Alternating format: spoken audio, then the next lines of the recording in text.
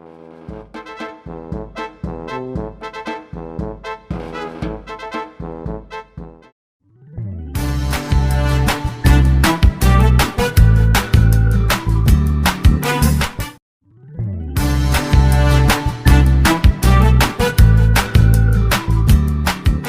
everybody. Welcome back to another episode of the Talk Bar. Today, I am going to be talking to Souhardya.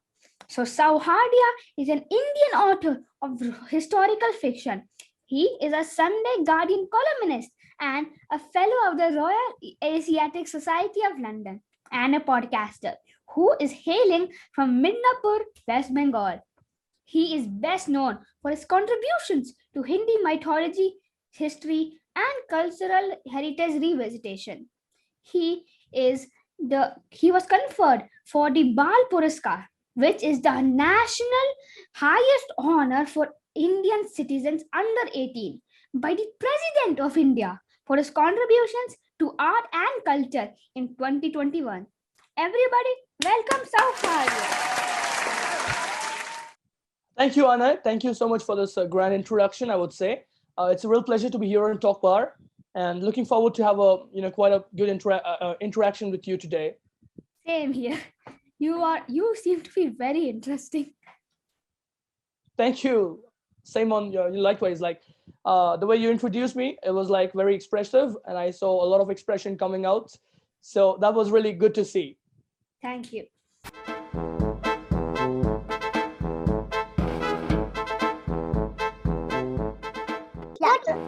Dosa, yeah. Chai. Dosa. Roti. Chai. Dosa. Chai. Roti. Dosa. Chai. Chai. Dosa. Roti. Chai. Dosa. Chai. Dosa. Chai. I surrender. That's white flag from my side. I am the master of games. Okay. So you love playing games, right?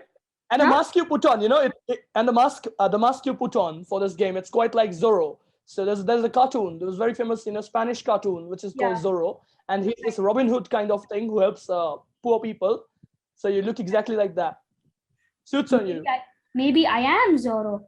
How do you know I am not? So I just want to ask you some things. First, I just want you to tell about yourself. Can you tell us something about yourself, like your school, your hobbies, and your age, etc.? Well, sure, definitely. So I am a 17-year-old and I hail from, as you said, Midnapur, West Bengal. So my schooling is primarily from the CISE board school, which is here, and it's called Vidyasagar Shishu Niketan. It's an international school, to be honest. And then talking about what my hobbies are. You can say I have a lot of hobbies. Like I love music, I love singing, I love reading, to be very honest, is one of my primary hobbies. And then there's always writing, and at the end, stargazing. Like when you feel lonely kind of thing, you gaze at the stars from your roof. So that is one of my favorite hobbies as well. So yeah. Okay, wow. That's amazing. Well, just in addition, like I also love painting kind of thing. I also painted a lot some time back, but I have not done it in recent times. So that's not a recent hobby, but yeah, it also is classified as a hobby. Wow, you have done so many things. I just want to ask you, you are a fellow of the Royal Asiatic Society of London. Can you please tell me more about it? What it is? Sure. Yeah, sure, I can elucidate. So basically, the Royal Asiatic Society of London, should I tell something about its history? Like, it's one of the oldest societies about the Asian studies, for the promotion of the stuff. I would like you to tell about your role in it. Yeah, definitely. Just giving an introduction, the society, its main purpose, the main purpose of the fellows of the society is to, spread the cultural awareness about the diverse subjects encompassing dimensions of South Asian culture, history, and South Asian, science and technology and development, and everything that is related to South Asia. So it's basically a humanities-based society. And what my role is, I as a fellow, engage in pursuing doing a lot of research-based study at the society, because the society has its own archives at 14 Stephenson Way, London, and you won't find a better archive anyone. It's got lots of ancient manuscripts and lots of translations by authors like R.T. Griffith and J.W. McCrindle, lots of notes and texts on India. And then there's everything ranging from digitized manuscripts to the journal that it provides, where you get lots of insights on the society's founders and the Sanskritization of many English civil servants who came to India and took up the hobby. Not a hobby, took up the profession of actually preserving the Indian heritage and culture in their own ways, and actually built up so many things for India back in the UK. Like there's this School of Oriental and African Studies, there's the Royal Asiatic Society, the Asian Club, and everything else. So you get to, so that is what my basic role is about. It's mostly about researching, it's mostly about studying, it's mostly about learning and going through the manuscripts and their translations and getting insights and getting insights onto various scholarly perspectives, and then forming a consensus of your own on South Asian topics. Yeah. Right. Wow, that's actually quite amazing. And you being a part of that, that's quite, I don't know, like impressive, really. Thank you so much, Arnay. You are also a podcaster, another thing that you are. So can you tell me more about your podcast and what you on and the topic you speak about in it? Yeah, sure. So my podcast is entitled Cosmographia, the Greco-Romans, the Egyptians, and Us. So it basically deals with the similarities in the ancient tales the ancient mythical tales of the various civilizations, like the Greco-Roman civilization, the Indic civilization, and the Egyptian civilization. So I'll just give you an illustration. This is one topic I discussed in my earlier episodes. One of my earlier episodes, I don't know which episode it was. So it was mostly about the similarity in the characteristics of the Hindu sun god that we call Surya. Then there's the Egyptian sun god who's called Ra, and the Greco-Roman sun god who's called Apollo. So you have certain similarities and certain differences as well between them. So these is what I try to analyze in my podcast and bring out the episode for common people to understand and get the very deepening secrets of the ancient mythical texts that pervaded to the society, to the civilizations in those times. Wow. Oh my God, that's you. Your podcast is amazing. Thank you. I hope you hear it, and I would like all the audience to hear it as well. You can find it on any worldwide streaming platform, ranging from Apple, Ghana, JioSaavn, etc. Yeah. You are quite famous, I must say. Thank you. Means a lot to hear it from you, Arnay. So you are known for your contributions to the Hindi mythology, history, and cultural heritage, right? So I'm just excited to know how did you get interested in this subject, and what was the first work you did for this subject, and at what age? When I was likely in class 6 or 7, in standard 6 or 7, so I got this assignment as a summer assignment, to be honest, that detailed with bringing out the similarities between Hinduism, Jainism, and Buddhism. Basically, the Hindu, the Buddhist, and the Jain literary corpus. Now, what I did was I had a basic idea of the Hindu mythology from the early days, since I've been reading Ramayana and Mahabharata since childhood days. Everyone of us has been reading mythical tales these days. I had to go through some of these scriptures of Buddhism and the Jainangas and Upangas and so on, and I could find a lot of similarity in them. So that is when I felt like I could deepen my interest in them. I could go into the fathomless ocean that philosophy and mythology is, and which is when I actually found my interest. I found my calling in the study of these ancient scriptural texts, and in analyzing them, in comparatively analyzing them with other religions as well that prevail in India. For example, if I tell you, alongside Hinduism, Buddhism, and Jainism as well are very are much widely known religions, much widely followed religions or faiths of life in South Asia. So when you study all these religions together, you have a basic idea of the way people think, what their karmic manifestation, that I call pseudoscientific, is, and which is why I found my calling in these texts. And my earliest work was in fact Ramayana's translation into the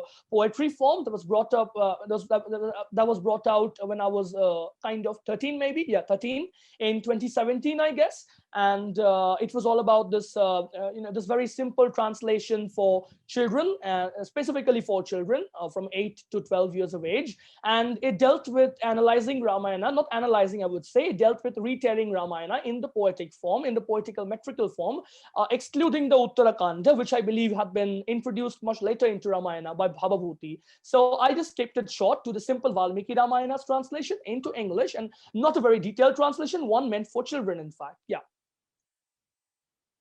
Wow, that's actually quite like interesting, because I've never known anybody else that's so interested in a topic at such a young age. So I feel that you are doing a great contribution, and you're doing a I'm great humbled, contribution Arnay. to a topic that has to be encouraged more. Yeah, exactly.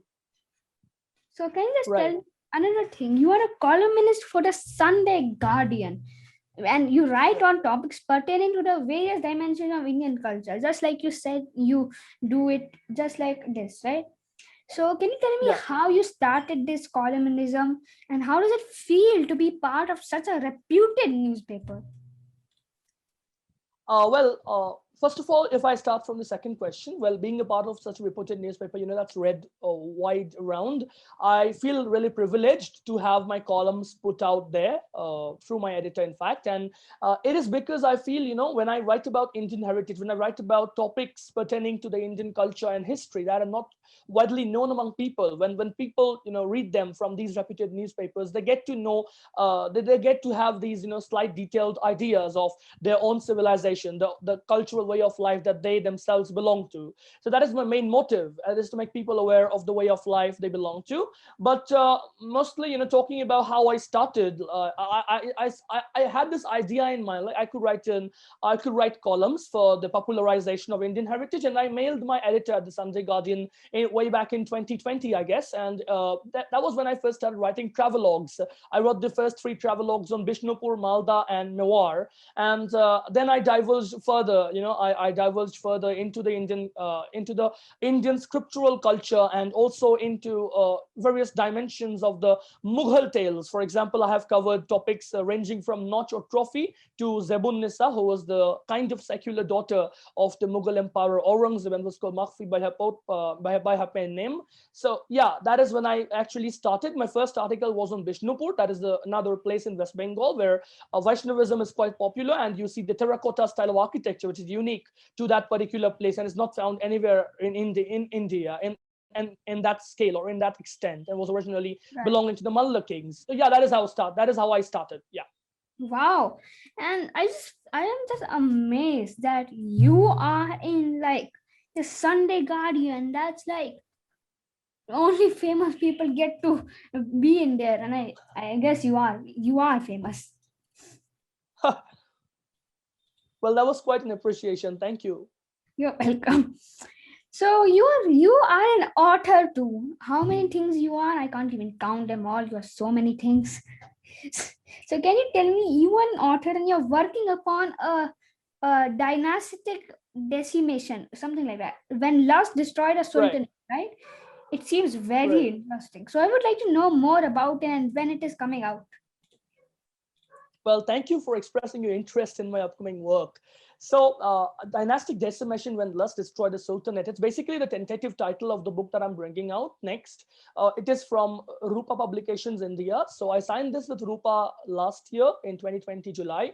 And it's about the Battle of Malwa that took place in 1521 between Akbar's foster brother, and his general of the Malwa expedition, Adham Khan, against Baz Bahadur. That was related. The Sultan of Malwa was also related for the lust of Rukmati, who was the Begum or the queen consort or the chief consort of the Sultan at Malwa. So yeah, this is what the basic summary of the book is about. A one line, I would say, but there's a lot more to be found in the book. For example, I've covered various battles in detail, and it's a work of historical fiction. And I guess it's coming out. I'm not really sure. Like, the market's quite unresponsive, non-responsive at this point of time. But I think it will be coming out by end of this year or maybe next. Maybe the start. The first few months of the next year. So I'm not sure about that as of yet, not very sure, and not even sure of what the title will be like, because that's the tentative title you stated. But well, it is coming out, and I'm really happy that you are interested about the same. So I would like to keep you notified and all your viewers as well, like when the book's going to come out. And yeah, so do follow me on my social handles as well to get updates on the book. Yeah. Yeah. And yeah, and I just like, I am an author. Right, I am an author too, and then I just look at you and I feel I need to be mentored by this guy. So that is quite an honor, I would say, like sitting with you. So I just want to tell this to you, like what you're doing at this young age, Arnay. Like you are the founder of this e-Pathshala, and there's then the Storytelling Society of India, if I'm not wrong. Yeah. So and you're hosting this podcast where people get to talk to you about stories and about mythical worlds, and enter into another realm of world, as I would call it. So this is a fascinating work, coming from a youngster as you are, who's encouraging other fellow children in your age to read as well. So that is what I find most fascinating about you, and I would ask you to continue on in this journey and wish you all the best for your future endeavors as well, because I would like to see you go a long way in the future, and may God be with you. Thank you. That's a lot of appreciation for one day. Thank you a lot. You're welcome. So I want to ask you another thing. Over on doing like so many things, you have been Souhardya. Everybody listen. Souhardya has been conferred with the Bal Puraskar, which is the highest national honor for Indian citizens under 18. So I just want to ask you, what was your experience of getting it? Well, it was quite amazing. Like I would say, I kind of, I was in the, I was like hanging between, I was dangling in nowhere. Some weeks before the expected, list was to be declared. Before I expected the list to be declared, in fact. And well, once my name was declared, like everyone else would be, I was ecstatic. I was jumping around with joy. I was on cloud nine, to be honest. But then, well, getting to interact with the Honorable Prime Minister on 25th of January was a real good experience for me, because he stated a lot of life lessons to be followed, and what we call the Indian way of life, the way that keeps us, what keeps us grounded and humble at all times, and not letting go of what we are most passionate about, and what we have achieved this laurel for. So that is what I find most fascinating about this award. Like it encourages you to pursue your goals further, to pursue your ambitions further, to go after, to chase what you are most passionate about, and also it gives you an opportunity to being a child. In fact, being someone in my teenage, it also gives me an opportunity to encourage other children to follow their passions. For example, there are many children, to be honest, who are passionate about history and culture, but they're being forced into different streams or walks of life by their parents and by their peers, who think that they suit their most. But I would encourage them to move on to what you're most passionate about, because that is what you find what you find interesting at the end of your day. And not you don't want to be stuck up in a particular job or occupation that you're frustrated about. I wouldn't want you to grow up and get frustrated with somewhere what you're not interested. For example, talking about you, Arnay, you found your passion at this young age, and you are following what you are most passionate about. You founded, as I earlier stated, the e-reading Pathshala and then the Storytelling Society of India, and you're organizing this talk show with brilliant speakers from around the globe. So that is what I find most fascinating about a young. So what's your age like? Are you in the teenage yet? I am 12. Okay, you're 12. So you just entered teenage. So that is what I find most fascinating about a newbie teenager. So yeah, that is what I would like to say. Well, thank you very much. I am flattered, and thank you. And I just want to, you have done so much, right? You have done so much, you have grown so much. And I just want to tell you, I just want to ask you, can you share your challenges of your journey, your challenges in writing, publishing, or any other kind of challenges? Would you like to share that with us? Sure. See, the biggest challenge I feel for, for authors or wannabe columnists or writers is that the platform, that there's a lack of platform in India. And mostly, to be very honest, like these big publishers, big traditional publishers like Rupa, HarperCollins, and Penguin, they don't usually accept, manuscripts from first-time writers. I mean, very rare, to be honest. Now, that was one of my greatest challenges. For example, I always, to be honest, I always tried putting out the manuscript through editors at these publications. I always used to send them my pitches and my synopsis, the plot synopsis, the chapter synopsis, etc., on the query letter as well, on their mail IDs. But there were times when I did not receive a response from them. So it was only in the last book, the upcoming book that I signed up with Rupa last year, that I received a response from both Penguin and Rupa. But earlier, not to be not to be very straightforward, but well, my works were often rejected as well. But nevertheless, talking about writing columns, it is quite difficult for Indians, especially, people in our age, to approach an editor who's working at a renowned publication and expressing them ideas. For example, there was a time when I used to send out like 40 mails per day and used to receive a response on one or two of them. So that is what I find is the biggest struggle I had to encounter in this journey of mine until today. But well, things have changed as of now, and I'm hopeful that they have turned out in my favor, and I'm grateful to God Almighty as well for that.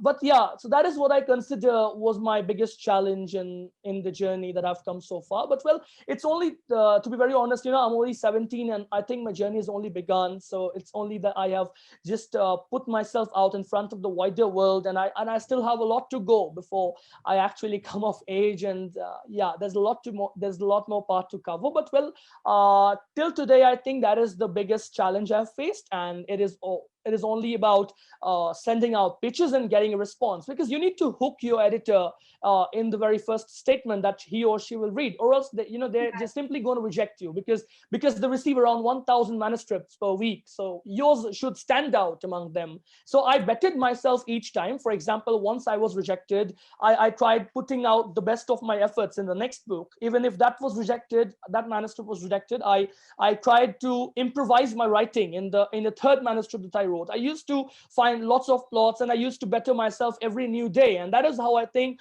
I'm developing myself as of yet. And yeah, so that is it. I mean, that is quite a journey. I mean, I feel everybody that has success also has challenges, and you have to be strong to pass these challenges. Right. Yeah. So I just feel that's very amazing. So I just want to share who is your favorite author and who is your favorite books, and what are your favorite books? Yeah, so Arnay, I have a lot of favorite books and a lot of favorite authors, not someone specifically, but I would like to state some of them. So, I read both nonfiction and fiction. In nonfiction, I usually like to focus myself on the ancient texts, like accounts of Megasthenes, and then on the translations of the Vedas. So there, my favorite authors include T. Griffith, who's Ralph T. Griffith, he's an Orientalist, and then there's also J.W. McCrindle, who translated Megasthenes as Indica into English, though the Indica is not available in the original version as of today. But nevertheless, there are also historians like Irfan Habib, whom I've studied for some time. There's Aris Sharma, whose works I appreciate mostly in ancient India. There's Satish Chandra in medieval India and Pran Chandra in modern India. So these are quite famous men, leading personalities of their time. And talking about fiction, okay, Devdutt Patnaik also falls under nonfiction. So he's the one that writes in the mythological genre, a very prolific mythologist to be precise. And Devdutt's books include Olympus, there's Sita and there's Jaya. So I've read almost all of his books. And then there's Amish Tripathi, who's a fiction, who's a historical, a mythological fiction writer. And his books include, the Naga trilogy, and there's the Ram trilogy, that is Sita, Warrior of Mithila, Ravan, Enemy of Aryavarta, was launched in 2020, I guess. And then there's the Sign of Ikwaku, was the first book in the trilogy. Then there's also Ira Mukhoti, who's another historian. She has this beautiful book about the Mughal women. It's called Daughters of the Sun. And then there's Manu Pillai and Sashi Tharoor and William Dalrymple, of course, whose words have always inspired me and encouraged me to move on further in the field I'm aspiring to go on about. So yeah. So this is what I think. This is what I think. Is a list of some of my favorite authors. But I think this is not exhaustive. So I would continue on. Like I read diverse. I have diverse interests. So I read polity. I read geography. I read a lot of history. And so you would have authors in these specific domains. So well, these are just some of them. Wow, it's very amazing to just see, because I am like, it's just very amazing because you've done so much, and I feel like I think I should start reading the books that you like. Sure, you can find them on Amazon when they come up. I'll notify you of the same. Definitely, for sure. Okay. So now I would just like to ask you, who is your role model? Who is your role model? My parents, I think, because it is from them that my interest in history has, kind of been inherited, because both of them are into the field of history and they've got lots of library kind of thing. They've got lots of books on various shelves, and these are all of history. So, most of these authors I stated earlier, like R.T. Griffith, then J.W. McCrindle and R.S. Sharma, Satish Chandra Panchandra. So all of these books, they have been predominant in our family. Like everywhere you would find them, you would find them everywhere, kind of. So yeah, so that is, I think, and they have always, kind of encouraged me to pursue, to go about my field further, to move forward in my field or what I'm most passionate about. So, and never let me down under any circumstances, even when there were a lot of challenges, to face, as I said earlier, like preaching to my editor and not getting a response, sending out 40 emails and receiving only one. So they used to give me hopes at the end of the day, like, yeah, things will get better. So yeah, that is what I think. That is why I think I would consider them as role models, and would like to be human, like humans like them when I grow up. Yeah. Okay. Wow, that's actually just amazing, and yeah, that is a very good role model. So now I would just like you as an amazing personality to give a message to all our young viewers. Sure. So, there's this very famous quote by Vivekananda that says, "Arise, awake, and stop not till the goal is reached." So I'm not sure what the quote is exactly like, but I think this is what it is. And so the basic message, that is conveyed through this quote is like, find your passion,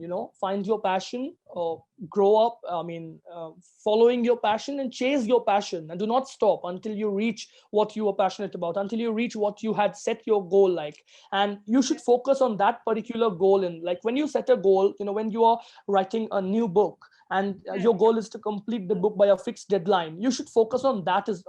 You should focus only on that, and not on this, not on this diverse things. Like you would not go about writing 2 books at the same time. You lose the plot of one, and you end up messing them together. So not that. And I would say this quote is exemplary, for it also teaches a human not to just dream. Not to just dream. You have to work. You have to work to achieve what you are dreaming about. Dream is okay. Dream. You're dreaming. That's very fine. You are already one step closer to your goal. But after you dream, after you complete dreaming, you should get to the field. You should get working, and you should try to attain what you have so verily dreamt about.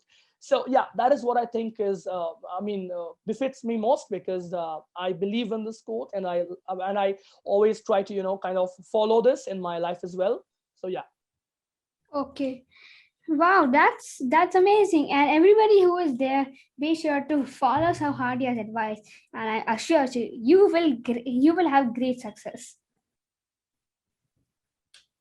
So now it has been very interesting to talk to you, Souhardya. I have never met somebody with such a wide personality as you. Likewise, Arnay, it was a pleasure interacting with you. Thank you once again for having me on your talk show. It's called the Talk Bar, I guess. Yeah. Thank you so much for having me on this show. It And was thank you for great being here. interacting with you. It was very interesting. I hope this was an insightful conversation. I hope this was an insightful conversation. It was. It certainly was. It was very interesting to talk to you. Thank you for being here. So everybody who's watching, make sure to like, subscribe, and share for more such talks. Until next time, bye.